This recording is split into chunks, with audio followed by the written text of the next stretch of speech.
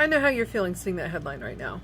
And in my article that I was busy condensing and trying to reduce in page size and count, it explains why there's a couple ways they've got to approach this budget fight. And I took a deep dive like into past history and all this other stuff. And what I thought would have to be the solution ends up being the solution.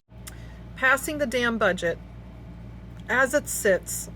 I don't know if they got an amendment vote out of this or not, or if they managed to convince them to take some of this language out that I talked about in my previous video, where it gives like a lot of the spending discretion to the president himself instead of the House. But I think it's important that we not take it too much out on the Democratic Party in this instance, because the reality is there are several problems with the government shutting down, and the fact that Donald Trump would actually probably cause more damage and get away with a lot more bullshit if the government shut down. I'm going to explain why. First and foremost, forcing a government shutdown could lead to downsizing through attrition. Just think about it. If things are shut down for an extended period of time, employees are going to quit and go elsewhere to find work because they've got bills to pay. This, in a way, would help encourage Trump to shrink down these congressional offices even further without needing any legislator approval. Secondly, he could further continue going after these agencies and getting into systems that we don't want him in, because the watchdog groups, the ethics groups, are going to be furloughed. They're going to be shut down.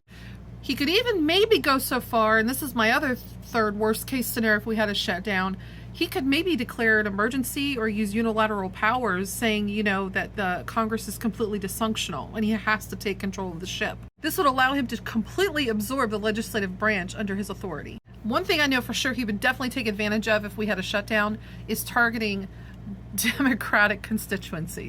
Programs that benefit like low-income areas, urban centers, all of that would be frozen. And Republican-favored agencies, he would probably find a way to continue getting them funds. And that's the catch-22 that he's in right now with Schumer.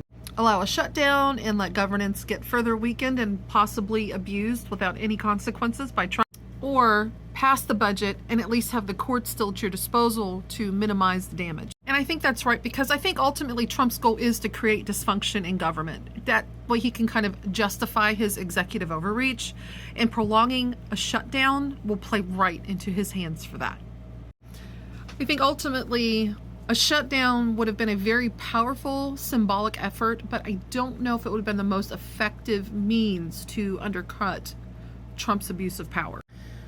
So while I'm disappointed, I'm hoping that if he's caving, he's getting something out of it. And even if he doesn't get anything out of it, at least he's there to fight another day, and he's got the judges on staff, and he's got the watchdogs groups and the ethics committees and everything else on hand, where he wouldn't have that if the government was shut. The scary part, though, is that going forward for the next 10 years, unless they change the budget rules, even Democrats will be able to now centralize spending power to the executive branch. So for all you conservatives out there, get ready for a dose of your own medicine on this one. And I'm not looking forward to it either, because I don't think any president should have this much power. I don't care what side of the aisle you're on.